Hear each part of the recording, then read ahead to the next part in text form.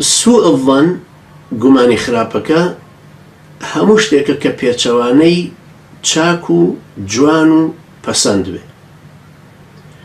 گومانی باش ئەوەیە کە خوای گەورە مەدحیەکە فەرمێ وەظەنە المؤمنون والمؤمنات بأنفسهم خەیرا، ئیماندارەکان ژن و پیاویان گومانی باشیان بەخۆیان بر.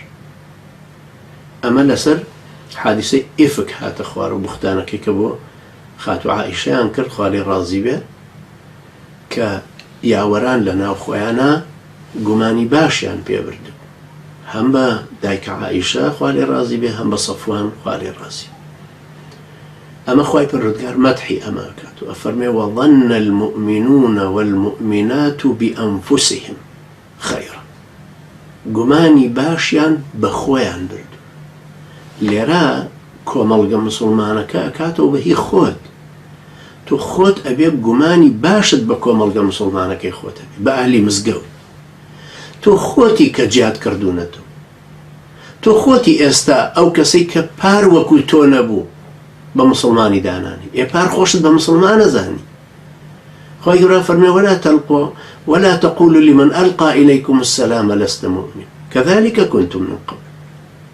ئەو کەسەی سەلامەکەتان لێکا مەڵێن وەڵاوە دوو ڕووە منافقە، ئەوە کافرەوە، سەلامی ئیسلامەتی نازانێت، ئەو سەلامی مەبەستی تەسلیم بوون و مسلمان بوون نییە. ئێوە خۆشتان وابوون. تۆ ساڵێ لەمە پێش ئەم قەناعەتەی ئێستاد بۆ دروست نەبوو بوو، بۆچی وە ئازانی ئەو کەسە کە ئەویش پێویستی بە ساڵەکەیە بۆی بگاتە ئەو قەناعەتەی تۆ، یان دەلیلەکان کە کەوتونەتە بەردەستی تۆ بکەوتە بەردەستی ئەو ئەویش وەکو تۆی لێ دێ کەوا بوو بۆچی ئەم گومانە ئەبەی بە ئەهلی مزگەوت بە بەدگومانێتی. ئەسڵ ئەوەیە کە گومانی باش بە یەکتری ببین مادام هەمان ئەهلی مزگەوتین. کابرا کە پێغەمبەری خوا عەلەیهی سەڵات وسەلام فەرمێ مادام کەسە کە ڕووی لە دینە، ڕووی لە ماڵی خوایە و دێ بۆ جومع و جەماعەت، بە ئەهلی سەڵاحی بزانن، بە پیاوی باشی بزانن، شاهیدی بۆ بدەن کە پیاو چاک. بۆیە لە ئەم ئێمە لەو غەڵەتەی کە تێیەکەوین بەدگومانیەکەمان لێمان بۆ بە سیما و سیفەت وای لێ کردوین گومانی خراپ بە غەیری خەتەکەی خۆمان نابین، بە غەیری ئەو کەسە نابین کە دید و تێڕوانین و تەسەوراتی وەکو ئێمەی لێ هاتوو. ئەمە پێویستی بە ڕاستکردنەوەی هەیە عەزیزانی. ئەم زنجیرەیە بە پشتیوانی خوای پەروەردگار باس لەوە ئەکەم کە ئەم بەدگومانیە بگۆڕین بۆی خوای پەروەردگاریش بەدگومانیەکەمان لا بکا بە گومانە باشەکە ئەو یاوەرە بەڕێزانەوە ظن المؤمنون والمؤمنات بأنفسهم خيرا. خوای گەورە فەرمێ ثم بدلنا مكان السيئة الحسنة حتى عفوا وقالوا قد مس آباءنا الضراء والسراء فأخذناهم بغتة وهم لا يشعرون. إنساني مسلمان بي هوشي لما بي تۆ ئەگەر ڕوود لە خوای پەروەردگار بوو، نیەتت پاک بوو، عەبدایەتێکت بەسەر ڕاستانە بۆ خوای پەروەردگار ئەنجامەدا، لێی نزیکە بیت تۆ خوای پەروەردگار بە تەئکید لە نزیکە بێت تۆ زیاتر هیدایەتت دەدا.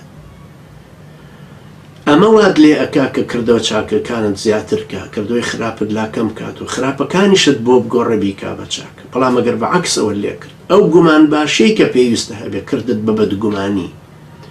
هەموو جارێکیش ئەمە تیکرارەکەمەوە، ئەکەوینە بەدگومانیەوە بەس لێمان نەبێ بە سیما و سیفەت، ئەکەوینە ڕیابازیەوە بەس لێمان نەبێ بە سیما و سیفەت، ئەکەوینە ئیسرافەوە، ئەکەوینە غەیبەتکردن، ئەکەوینە دوو زمانی، ئەکەوینە ئەم گوناحانە ئەم نەخۆشیانەی دینداری، بەڵام لێمان نەبێ بە سیما و سیفەت. بۆی خوای پەروەردگار یارمەتی دەرمان بێ چاکی کە بۆمان و خراپەکانیشمان بۆ بگەڕێ بە چاک. لەبەرەوە زۆر زەروریە ناسینی وەزانینی بەدگومانی و گومانی باش کە لە قورئانە بە دیدی قورئانی فێر بووین، ئەم جارە ئەتوانی ئەنجا خۆمان لە بەدگومانیەکە بپارێزین و گومانی باش لە ناخی خۆمانە وردە وردە بچەسبین. چونکە یەکێک لە سەبەبی ئەوەی کە شوێن هەوا هەوەسی خۆمانەکەوین، شوێن نەفسی خۆمانەکەوین جەهلە. ئەم نەزانینە نەزانینی دید و تێڕوانینی قورئانە، نەزانینی پێناسە قورئانیەکەیە. ومن أعرض عن ذكري فإن له معيشة ضنكا ونحشره يوم القيامة أعمى قال ربي لم حشرتني أعمى وقد كنت بصيرا قال كذلك أتتك آياتنا فنسيتها وكذلك اليوم تنسى. تۆ خۆت پشتت هەڵکردبوو، تۆ خۆت ڕوودوەرجێڕابوو لەم قورئانەی کە خوای پەروەردگار بۆ تۆی ناردبووە خوار. ئەم خوای خالیق و ئامرە تۆی خەلق کردو لەم سەرزەمینە، ئەم کەتەلۆکەشی لەگەڵا ناردووی، ئەم پەیامە خوایی لەگەڵا ناردووی، ئەم تعلیماتی بۆ ناردووی کە ئەبێ بەپێی ئەم تعلیماتە هەڵسوو کەوتکەی. ئەم پێغەمبەر عەزیزانەشی بۆ ناردووی کە نمونەی ئەخلاقە بەرزەکەن، نمونەی چەسپاندنی پەیامە خواییەکەن. تۆ ئەبێ لە پەیامە خواییەکەش تێبگەی لەسەر سیرەی ئەم پێغەمبەرە نازدارانش سەلامی خوایان لێبێ پەروەردە ببی، ئاوا پارسەنگ دروست دەبی، ئاوا خۆت ڕائەگری. ئەنجا بە ئەحکامی شەریعەتەکەت حەڵاڵ و حرامەکان نەزانی، جائیز و غەیرە جائیز ئەزانی، پێوەی پابەند دەبی، ڕاستە و ڕاست مستەقیمە ڕووی. ئەمە تا ئەوەیە کە بیتە سەر خەتەکە.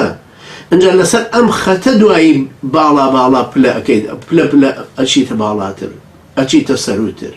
ئەوڕۆکو زۆر جارەڵێمەوە لە سەرەتایە ئیمانێکی ئەعرابیانەت هەیە، لەوانەیە پێش ئیمانە ئەعرابیەکەش ئیمانێکی حەنیفیت هەبێ، خۆت لە هەندێک حرام گرتوتەوە، بەڵام تۆ هێشتا داخڵی ئیسلامەتیەکە نەبووی، کە شایەتمانت هێنا و کەوتویتە تەنوێشکردن و ئیسلامەتیەکەت گرتووە.